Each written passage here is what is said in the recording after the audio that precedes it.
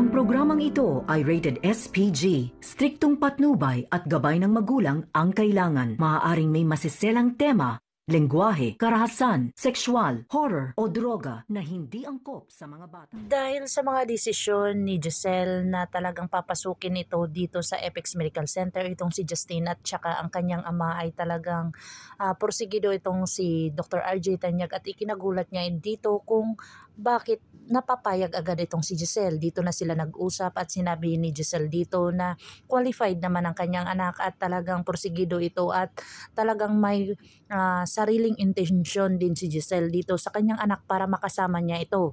Dito na sinabi ni Dr. RJ Tanyag na naiintindihan niya itong si Giselle kung saan susuportahan niya ito, kung ano ang mga gagawin nito sa kanilang buhay. Dito na nga ay talagang ikinasasaya ni Giselle ang lahat ng mga sinasabi ni Dr. RJ Tanyag. Sinusuportahan ito ni Dr. RJ Tanyag ang kanyang kapatid na si Giselle upang ito ay maging masaya kahit sa ganun lang na paraan ay maibibigay niya dito kay Giselle ang kasiyahan na makasama ang kanyang anak.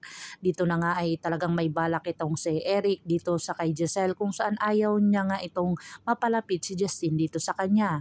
Dito na nga kaya may gagawin itong si Eric at kung saan pababagsakin pa ba kaya dito ni Eric ang Apex Medical Center o talagang pagbibigyan or talagang maniniwala na itong si Justine sa lahat ng kanyang mga sinasabi ng kanyang puso't isipan na talagang patatawarin niya na ang kanyang ina at talagang hindi na siya mag-iisip ng kung ano-ano pa dahil nakikita niya at porsigido itong si Giselle na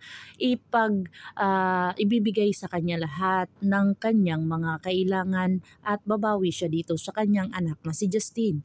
Pakakabangan natin ang mga susunod para episode na ito. Ang abot kamay na pangarap. If you like my story, please like, share, and subscribe para ma-update po kayo sa mga susunod pa. Yun lamang po at maraming salamat.